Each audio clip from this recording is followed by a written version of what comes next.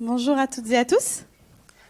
Avant de commencer, je tenais vraiment à remercier donc d'une part l'Université d'Angers pour nous permettre d'échanger autour de nos pratiques lors de ces journées de la pédagogie, et je tiens à remercier vraiment très chaleureusement le Labua et l'équipe de Lucie pour l'organisation vraiment très millimétrée de nos interventions et de toute l'organisation en amont. Donc, je me présente, je m'appelle Anne Fablé, je suis maîtresse de conférences en sciences de gestion, donc en section 6, à l'Université d'Angers depuis 2016. Je suis rattachée donc au département de langues étrangères appliquées, à l'UFR de lettres, langues et sciences humaines, et je suis membre du GRANEM. Mes domaines d'enseignement s'articulent principalement autour, très globalement, de la gestion des ressources humaines, de la gestion de projet, de la stratégie, et puis également autour de la méthodologie de la recherche. J'ai la chance, vous allez le voir dans ma présentation, d'avoir des matières, d'enseigner en tout cas des matières qui se prêtent assez facilement, pour la plupart, à l'évaluation par les pairs. Donc cette intervention, elle s'intitule assez sobrement, je l'avoue, l'évaluation en situation par les pairs, mais elle aurait également pu s'appeler comment, j'ai oublié de passer mes slides, comment ne plus avoir peur de se lancer dans l'évaluation par les pairs, ou peut-être même, j'aurais pu encore pousser encore plus loin et l'appeler l'évaluation par les pairs pour les nuls. Donc mon objectif pour ces prochaines minutes, c'est vraiment de vous montrer qu'avec des moyens très facilement accessibles, il est possible de mettre en place des pratiques pédagogiques innovantes avec, en tout cas c'est mon avis et ce sont mes pratiques, une vraie plus-value pour les étudiants.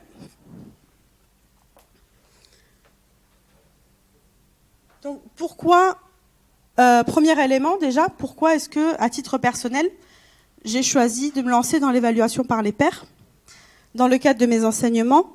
Donc ça va aller au-delà en fait d'une appétence personnelle pour les pratiques pédagogiques innovantes et la ludopédagogie, puisque j'ai rencontré quand je suis arrivée dans le département LEA, donc en lettres, des étudiants que je ne connaissais pas, mais qui étaient animés par une vraie volonté de mettre en pratique les apprentissages, parfois même il faut bien l'avouer, avec un petit côté vindicatif.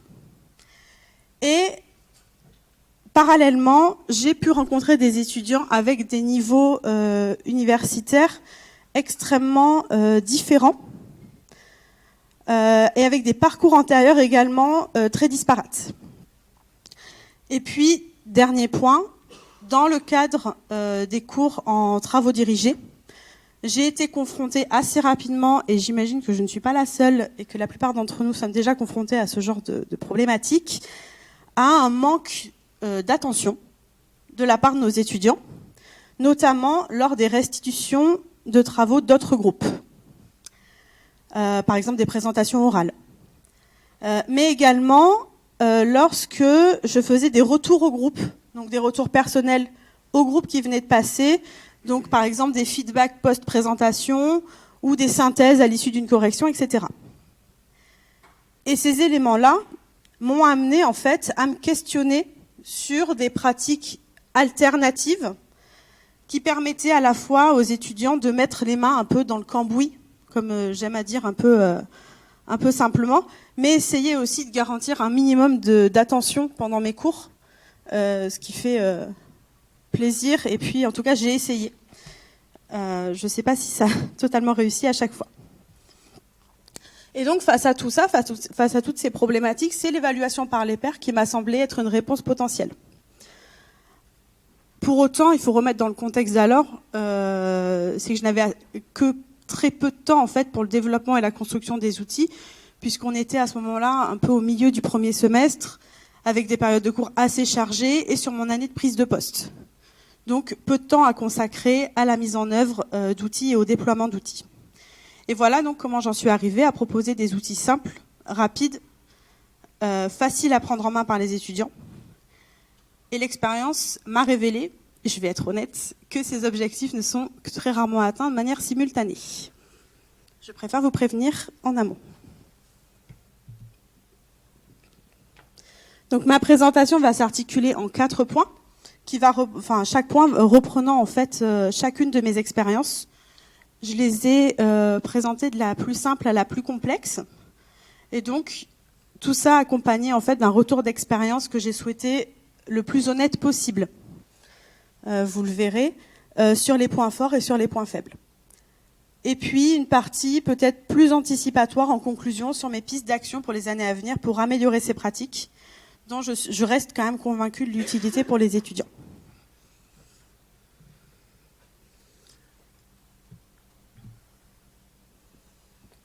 Donc mes tentatives d'évaluation par les pairs, elles sont nombreuses et elles ont suivi en fait le rythme de mes modifications de maquettes qu'on a pu rencontrer, des changements de volume horaire, des remplacements de collègues que j'ai pu effectuer, du passage de cours du TD au CM, etc., qui ont rythmé en fait la vie de mon département LEA depuis ces dernières années.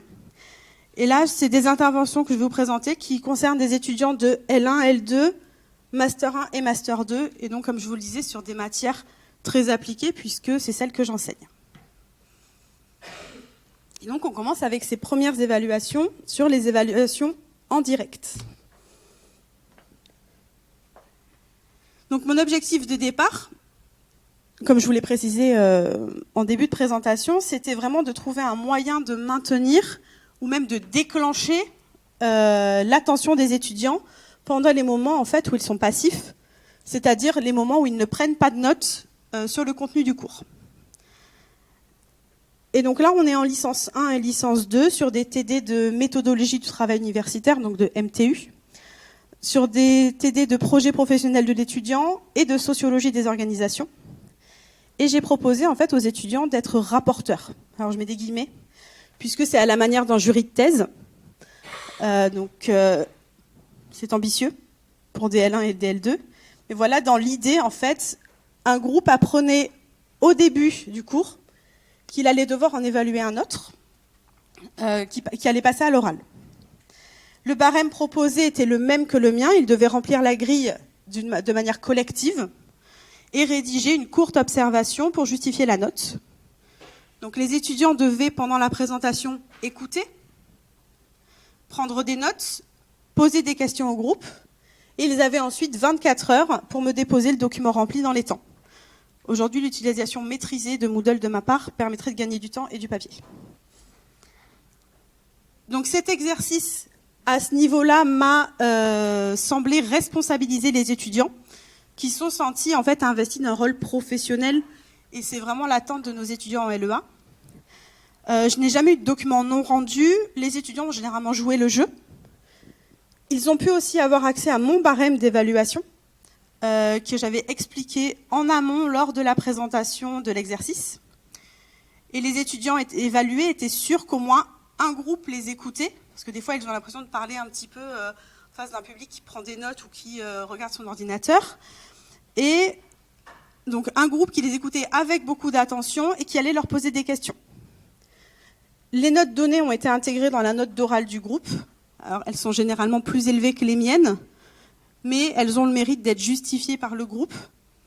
Et cet exercice de rapporteur était également noté, ce qui a pu effectivement contraindre les étudiants à mener l'exercice avec sérieux. De la même manière, donc en Master 1 et Master 2, dans des cours de méthodologie de la recherche, j'ai proposé aux étudiants de construire en groupe, ici, leur propre barème. Donc c'était leur propre barème d'évaluation par rapport aux consignes de travail qui étaient données et aux attendus formalisés en amont. Et ils ont ensuite évalué leurs camarades qui présentaient leur travail toujours à l'oral. Et la construction de la grille d'évaluation faisait réellement partie intégrante du cours, puisqu'elle permettait aux étudiants de comprendre les éléments qui devaient figurer dans un travail de recherche, la recherche étant en LE1 un monde assez inconnu et assez flou pour nos étudiants. Les grilles d'évaluation ont ensuite été confrontées aux grilles utilisées par les directeurs de mémoire pour évaluer leur travail. Donc là, on est au-delà du maintien de l'attention, puisque ce travail a surtout servi à dédramatiser un petit peu la réalisation d'un exercice très inquiétant pour nos étudiants, donc le mémoire de recherche. Donc ça leur a permis de visualiser les attendus sur le fond et sur la forme, en termes de structuration, de bibliographie, de rédaction, de problématiques, etc.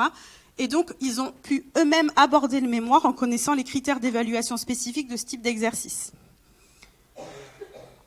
Au niveau logistique, au niveau pratique, les évaluations sont réalisées simplement sur Word et déposées sur Moodle, où moi je peux ensuite les récupérer. Et la restitution au groupe se fait en direct lors de la présentation orale. Les étudiants évaluateurs leur font un feedback dès la fin de la présentation, que moi je viens compléter en fait avec des aspects plus techniques sur la recherche. Petite faiblesse, les commentaires ne sont pas toujours pertinents sur le fond, et donc ils méritent vraiment d'être discutés et repris pour éviter les malentendus. Cela étant, c'est compensé quand même par le fait de rassurer les étudiants sur un exercice qui génère quand même énormément de stress autour de leur formation, notamment sur des fins d'études. Pour terminer donc sur ces évaluations en direct, la simplicité de l'exercice et la facilité de prise en main par les étudiants ne font pas apparaître vraiment de faiblesse avérée. Le fait que ce soit un attendu identifié en début de cours permet de garantir la participation des étudiants. Ils se sentent légitimes également de mener à bien ce travail. Concernant ma situation d'enseignante, effectivement, la multiplication des évaluations demande du temps investi supplémentaire de ma part pour coordonner notamment la remontée des notes. C'est un temps qu'il faut prendre en compte dans l'évaluation, mais c'est quand même un travail qui est très facile d'accès et qui demande peu de ressources, tout en présentant vraiment un réel intérêt pour les étudiants.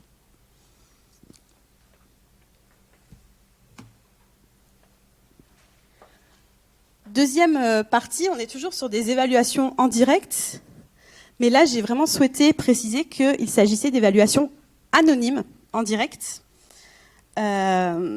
puisque c'est une expérience que j'ai tentée cette année avec des Master 2. Les objectifs sont globalement assez similaires à la partie précédente, mais j'ai souhaité vraiment la présenter différemment. Donc on est ici dans un cours de stratégie organisationnelle où les étudiants doivent présenter un projet entrepreneurial. Donc ce projet va être décliné en 3 présentations et c'est la dernière qui a fait l'objet de mon expérience, qui avait donc pour objectif de présenter un projet mûrement réfléchi. Un projet mûrement réfléchi à des potentiels investisseurs. Donc l'étudiant était l'entrepreneur et la salle était remplie de personnes prêtes à investir de l'argent dans leur projet. Donc mon idée initiale était que le groupe évalue la pertinence du projet en répondant en fin de présentation à un Google Form qui comportait donc 3 questions. Avez-vous été convaincu par le projet? Seriez-vous prêt à investir?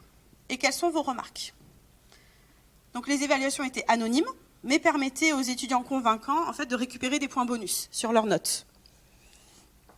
Et l'anonymat me semblait pertinent car, en tout cas au début, je pensais que ça pouvait permettre de renforcer l'objectivité des candidats, des étudiants répondants. À mes yeux, cette expérience, globalement, c'est un échec assez cuisant. Je l'explique aujourd'hui en 2 points. D'une part, le format du Google Form n'était pas assez développé, donc les propositions de réponse auraient dû être plus détaillées pour les étudiants et faire apparaître des critères d'évaluation beaucoup plus clairs. La simplicité n'étant pas toujours la bonne solution dans ce genre de cas. Et du côté étudiant, l'anonymat a effectivement posé problème, ce que je pensais être un avantage pour passer au-delà des affinités de groupe, s'est révélé en fait être un peu le reflet des comportements anonymes sur les réseaux sociaux. Des critiques non constructives, projets nuls, comportements non professionnels, un manque d'objectivité flagrant, en fait des projets jugés très convaincants par certains alors qu'ils l'étaient absolument pas, par exemple. Donc voilà deux explications à cet échec, qui n'en est pas un puisqu'on apprend toujours de ces échecs, bien sûr. J'avais quand même rappelé en début de cours que les remarques devaient servir à améliorer les travaux et que j'avais bien précisé que les critiques devaient être des critiques constructives, c'est-à-dire proposer une solution alternative pour améliorer l'exercice. J'attendais donc d'un niveau Master 2 un peu plus de professionnalisme Mais cette expérience m'a permis vraiment de réfléchir à des pistes d'action que je présenterai en conclusion. Par contre, cette méthode a toujours l'avantage quand même d'avoir, l'avantage de la facilité d'utilisation, tant pour la distribution aux étudiants que pour le traitement des réponses.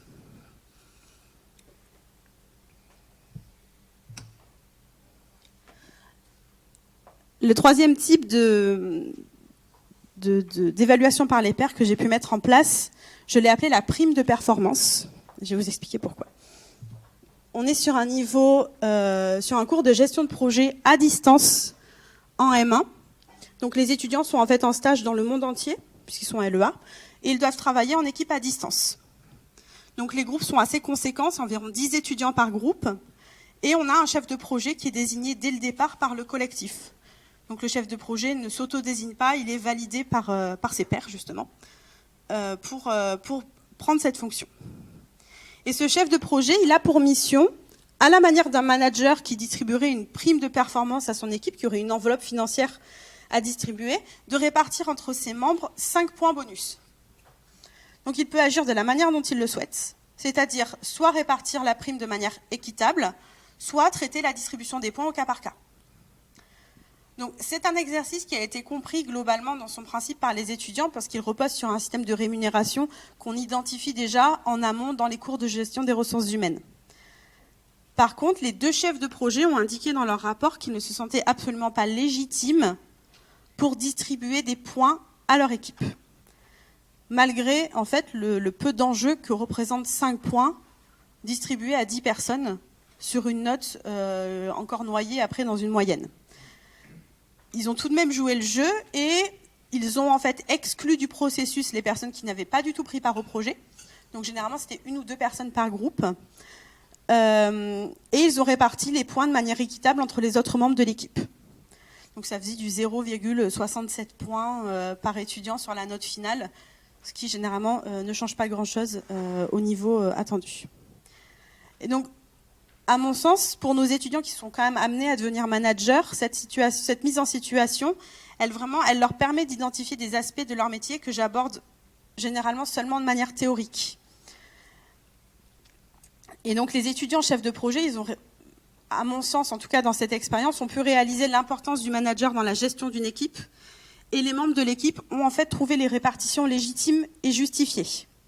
C'est une expérience que j'ai trouvée assez facile à mettre en place pour moi, et qui permet quand même de créer une nouvelle situation d'apprentissage pour les étudiants.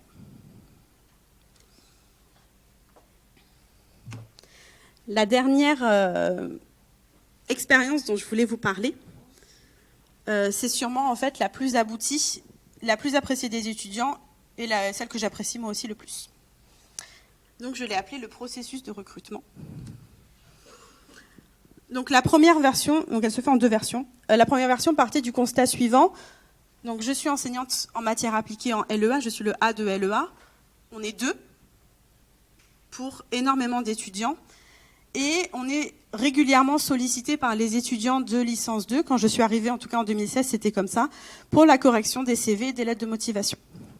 C'est un exercice pour chacun d'entre nous qui est extrêmement chronophage. En L2, c'est 180 étudiants à l'année qui sont capables de demander ce genre de conseils. Et j'ai cherché donc à ce moment-là à simplifier les choses tout en permettant aux étudiants de L2 de bénéficier de retours sur leur CV et sur leur lettre de motivation. En parallèle, j'avais des Master 2 dans un cours de méthodologie du recrutement qui étaient de bons candidats. Je pense que vous voyez où je veux en venir. Donc les licences 2, c'était dans le cadre d'un TD de sociologie des organisations. Ils devaient postuler à des annonces différentes qui étaient des annonces type des stages qui étaient pourvus en LEA. Et les M2 répartis en groupes avaient chaque groupe en fait avait une annonce à sa charge, devait traiter les candidatures et identifier 5 profils qui pourraient être retenus pour passer un entretien de recrutement. Pour des raisons logistiques, on n'organisait pas les entretiens de recrutement, on s'arrêtait simplement au choix des 5 premiers candidats. Chaque candidature allait être notée sur un barème qui était élaboré totalement en autonomie par les masters. Et à l'issue de l'exercice, chaque étudiant de L2 recevait 1 ou plusieurs notes que j'intégrais dans le cadre du cours, donc dans le cadre du TD. Ils récupéraient leur candidature à noter et la grille d'évaluation avec la note. Pour les étudiants de master et pour moi, c'était un travail qui était extrêmement lourd en termes logistiques, en termes de gestion des candidatures, la synthèse des notes, l'intégration des notes, etc. Mais cela étant, le retour des 2 promotions était extrêmement satisfaisant sur l'exercice. Ça compensait un petit peu la charge de travail à Noël que ça me demandait. Les évolutions de maquettes ont fait que ce TD a disparu au profit d'un CM. Et j'ai dû repenser en fait cette évaluation par contre, j'avais pas envie de laisser tomber en fait. Donc dans la seconde version du travail, celle que je fais encore actuellement, on est au sein de la promotion de Master 2. Chaque étudiant est invité à candidater à 3 annonces. Donc là aussi, des annonces que je choisis en fonction des postes occupés en stage ou en premier emploi par nos étudiants. Et les étudiants vont mener en groupe l'ensemble du processus de recrutement dès la réception des candidatures. Généralement, ils communiquent même des adresses mail spécifiques qui permettent de centraliser la réception. Ils notent les candidatures reçues, donc CV et mail de motivation, vont jusqu'à la sélection du candidat en faisant passer généralement 1 ou 2 entretiens de recrutement. L'année dernière, j'ai eu un entretien de recrutement, une mise en situation et un entretien collectif en anglais. Donc ils s'investissent vraiment dans le projet, peut-être même des fois un petit peu trop, parce que c'est assez peu représentatif de ce qu'ils vont vivre, mais en tout cas, ils jouent vraiment le jeu à fond. Et ils annoncent en fait les choix finaux lors d'une présentation orale et les étudiants recrutés bénéficient de points bonus en fait sur leur note finale. C'est un exercice qui est extrêmement lourd et extrêmement chronophage en termes de charge de travail pour les étudiants. Donc, ils bénéficient en fait là de temps de travail en classe. Je leur laisse énormément de temps. Ils ont le droit de sortir, prendre une salle à côté pour faire passer les entretiens sur le temps de cours, etc. Donc, il y a vraiment besoin de leur laisser énormément d'autonomie. Mais il y a un investissement dans la construction des outils de recrutement, donc la grille d'évaluation, le déroulement des entretiens, etc., qui est vraiment très fort de leur part et très appréciable. Et les retours, c'est une des seules matières où j'ai vraiment des retours extrêmement positifs sur le travail. Ils sont également très touchants parce que les étudiants sont très reconnaissants d'avoir autant appris sur un laps de temps aussi court. Et certains concluent même, alors c'est ma petite minute auto-congratulation, certains concluent même spontanément leur présentation orale par les apports personnels du travail réalisé. Donc à titre personnel, c'est aussi pour toutes ces petites fleurs qui me jettent à la fin de l'année. C'est une expérience que j'apprécie vraiment parce qu'on les voit vraiment évoluer du début à la fin du semestre, puisqu'ils partent de connaissances extrêmement théoriques dont ils n'ont pas trop idée de ce que ça peut enclencher, à quelque chose de très concret et une vraie maturité professionnelle. En termes de comportement étudiant, alors ils ne sont pas tous parfaits, mais j'ai pu observer vraiment des cas très différents, allant des étudiants qui jouent totalement le jeu, donc pas de critique personnelle, bienveillance dans les échanges, pas de jugement de valeur sur la candidature. Les photos moches, on évite, par exemple sur le CV, ça n'apporte rien à personne. À des étudiants qui quand même faisaient preuve de jalousie, elle privilégie ses copines, l'entretien est gagné d'avance pour une candidate. Voilà, c'est des retours que j'ai pu avoir en fait quand je fais des petites demandes d'évaluation du cours. Et donc, ils vont critiquer le processus mis en place. Alors, pour toutes ces critiques-là, c'était les mêmes étudiants que ceux qui étaient concernés par l'évaluation anonyme en direct, donc mon échec flagrant de cette année. Peut-être que des problèmes personnels au sein de la promo viennent un peu interférer dans le travail des étudiants, mais pour autant, ça me désespère pas. Parce que cette configuration de travail me permet de suivre des étudiants dans l'ensemble du processus et je les juge, en fait, je les évalue personnellement sur la restitution à l'oral qu'ils font de leur travail. Je les suis en classe, mais je n'évalue que la restitution orale qu'ils sont capables de faire de leur travail.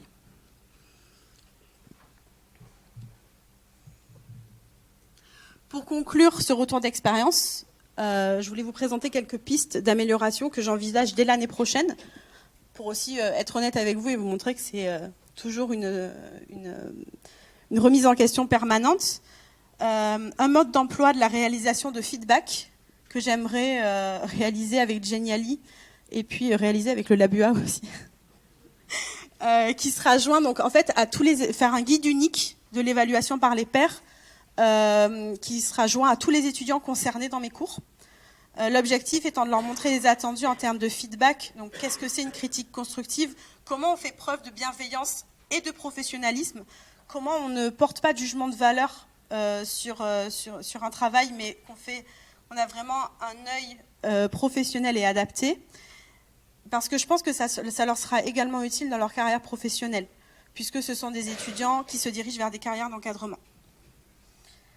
Et puis, deuxième point à traiter, parce que je ne lâcherai pas l'affaire avec cet échec, l'approfondissement de l'utilisation du Google Form comme outil de récolte des feedbacks. Et donc, on en a parlé un petit peu, Nathalie, vous l'avez évoqué tout à l'heure, changer la forme de restitution, donc avec peut-être des systèmes d'étoiles, utiliser des critères spécifiques, repartir du barème d'utilisation utilisée. Donc, les questions ouvertes, s'il y en a, doivent être précédées d'un système de notation. Noter, par exemple, sur 5 étoiles, la qualité du support visuel, l'aisance à l'oral, avant de rédiger un commentaire. Et l'anonymat sera supprimé, au moins pour effectuer une comparaison entre les deux expériences. Et puis, à plus long terme, pour des raisons de temps de réflexion, le point amélioré, et là, c'est vraiment mon expérience personnelle, le point amélioré dans mon utilisation de l'évaluation par les pairs concerne la restitution des évaluations qui ne peut parfois se faire sur les temps de cours, puisque les évaluations ont généralement lieu sur les dernières séances. Et donc, il me semble que ce point est amélioré de mon côté. Et j'espère que les présentations suivantes me permettront de trouver des pistes de travail là-dessus. Et j'en suis sûre. Voilà, j'en ai à présent terminé avec mon retour d'expérience. Je suis ravie de laisser ma place à mes collègues. Et avant cela, je répondrai à toutes vos questions avec plaisir. Et je vous remercie de m'avoir écouté.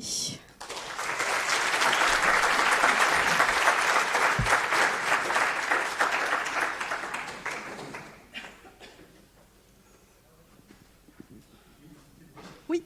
Dans le format évaluation directe, dans le premier format, les étudiants rapporteurs sont eux-mêmes notés. Ils sont notés par les pairs qui sont évalués, par l'ensemble des pairs ou par l'enseignant? Par l'enseignant. En fait, je note le travail d'évaluation par les pairs. À mon sens, ça, je pense, en tout cas, personnellement, je ne pense pas pouvoir m'en abstenir, en tout cas d'avoir un regard sur le travail qu'ils font pour éviter... c'est aussi comme ça qu'ils jouent le jeu. En tout cas, c'est comme ça que je l'ai ressenti.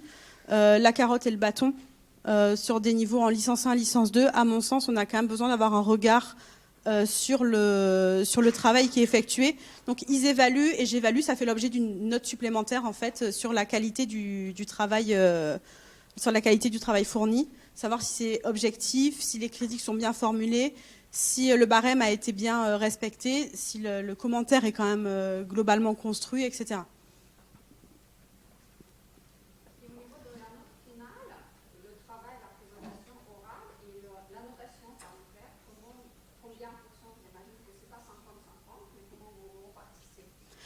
Généralement, je fais du 70-30 pour donner quand même une importance au travail qui est réalisé par les étudiants. Et ça évite quand même de trop venir percuter la note parce que les notes sont systématiquement beaucoup plus hautes que les miennes. Donc, je valide le fait que les pairs aient trouvé ça merveilleux. Mais tout en me laissant la marge de manœuvre de me dire que ma note va quand même avoir impacté le travail, la note finale de l'étude dans la moyenne de l'étudiant. 30. Ouais. Oui. Voilà. 70% pour mon travail.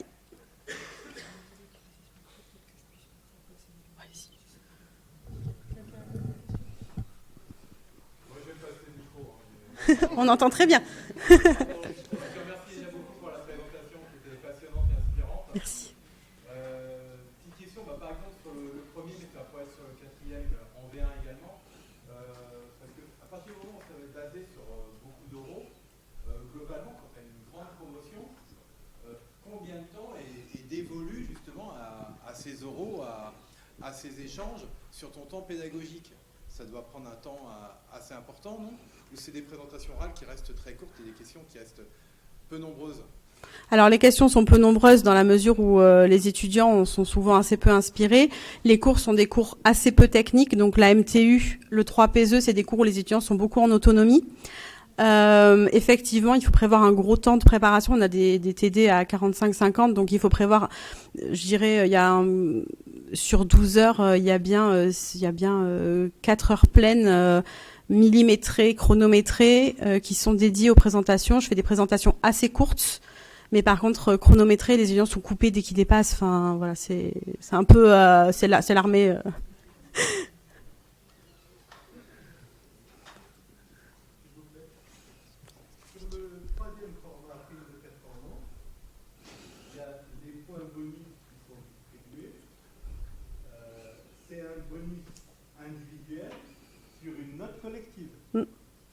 Tout à fait.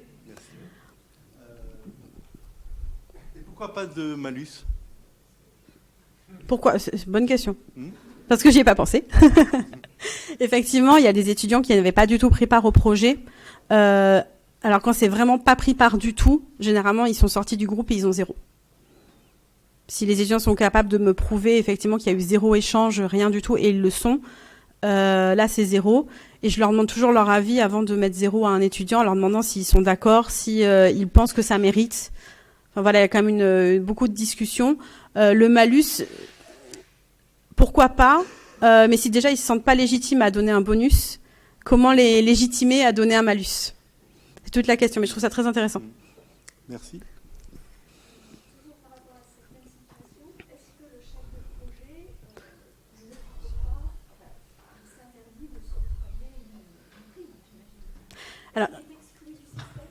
Alors ils avaient déjà une prime chef de projet. C'était précisé en amont.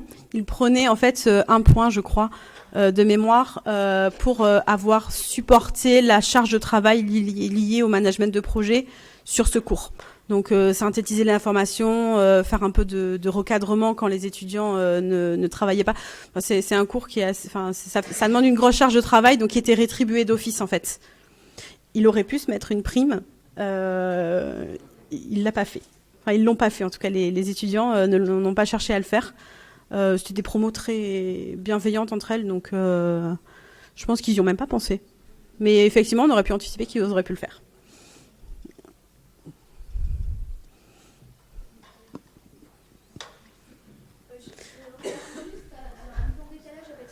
La collègue tout à l'heure pour le pourcentage, etc. En notes, et je me faisais la réflexion que ça sera intéressant aussi quand on évaluera en compétences, parce que finalement c'est une autre compétence de savoir évaluer, de savoir s'auto-évaluer, et que justement ça facilite et ça permet de rendre plus visuel et de détacher aussi du contenu ce type de savoir-faire, de compétences, puisque c'en est une, et de justement décaler un petit peu la question de combien je mets de pourcentage à telle note, mais d'avoir un visuel un petit peu plus représentatif. Tout à fait, Voilà. D'autant que l'apport, il n'est pas forcément technique sur le cours, il est vraiment aussi technique sur l'apprentissage d'une méthode. Et c'est ça que je trouve très intéressant dans l'évaluation par les pairs. Ça permet aussi d'avoir un autre regard sur des pratiques qui vont être amenées, quoi qu'il arrive, à mettre en œuvre à un moment de leur carrière. On est amené éventuellement à évaluer un collaborateur, donner un feedback à quelqu'un qui nous demande ce qu'on pense d'un tel ou tel travail. Et il faut savoir le faire dans nos carrières professionnelles. Et en LEA, d'autant plus. J'avais une autre question sur l'élaboration des grilles. Parce qu'on est souvent confronté à justement la création de grilles. Vous avez rencontré des difficultés ou est-ce que c'est facile pour vous? Enfin voilà, votre retour sur ce point. J'ai pas rencontré de difficultés, mais en fait, je suis repartie des barèmes que j'avais déjà à ma disposition, enfin que j'avais déjà fait en fait pour mes propres corrections. Donc c'est les barèmes que j'utilisais déjà. Alors je les ai formalisés parce qu'au bout d'un moment, nous on les fait de manière assez automatique. Mais ça m'a obligée par contre à me questionner sur comment on explique, par exemple, la qualité du support visuel. Comment on explique à un étudiant qu'on met, alors aujourd'hui je raisonnerai en étoiles, mais 5 étoiles à la qualité ou 2 étoiles. Sur quels critères, qu'est-ce qu'on attend?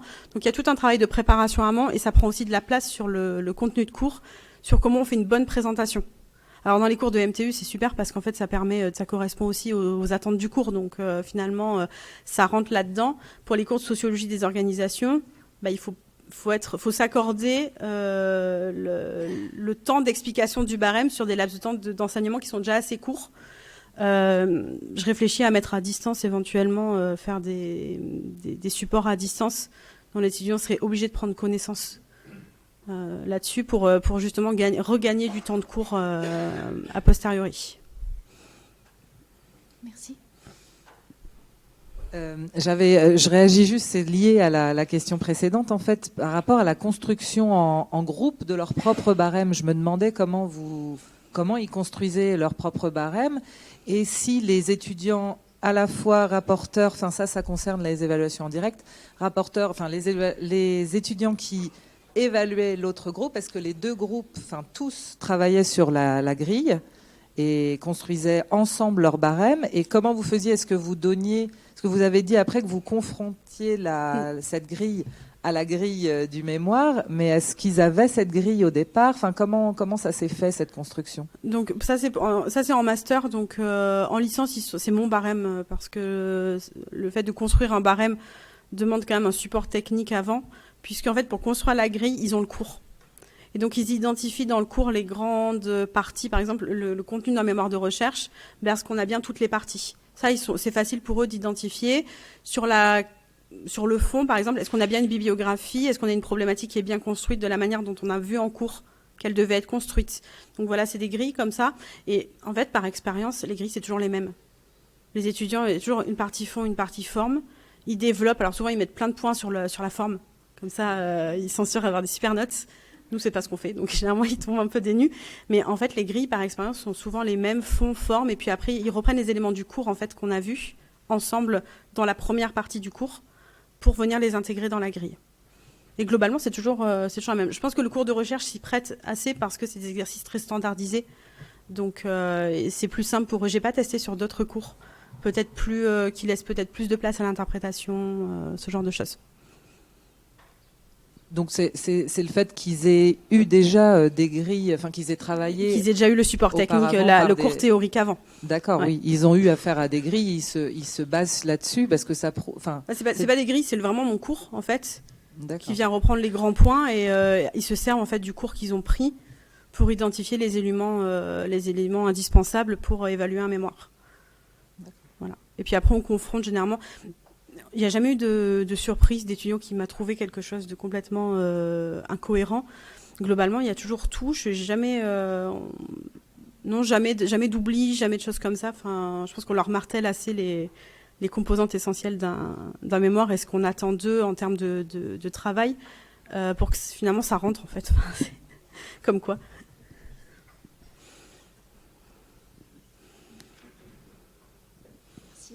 Merci Anne pour votre présentation. J'avais une question, puisque Nathalie tout à l'heure a présenté le SOTL, le Scholarship of Teaching and Learning.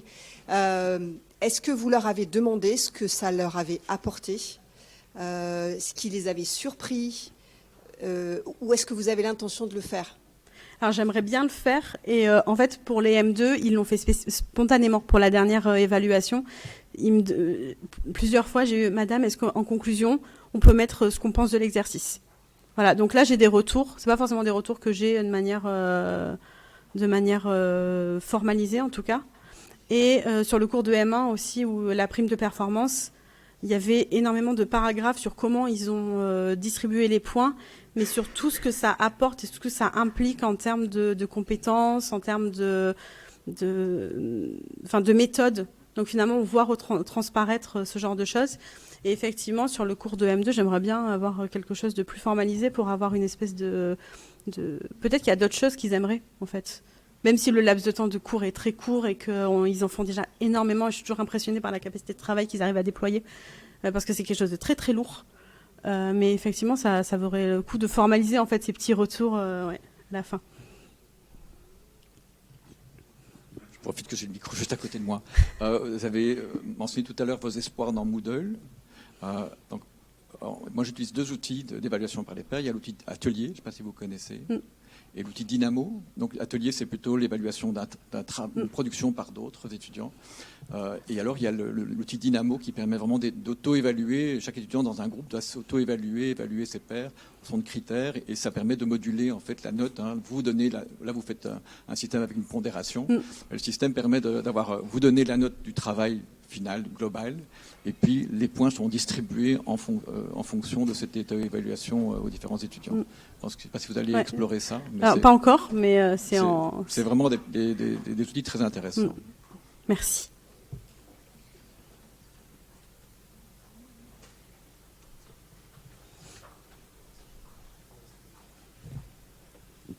Est-ce qu'il y a encore une question? Non. Eh ben, on va remercier beaucoup chaleureusement Anne pour son intervention. Merci à vous. Merci beaucoup.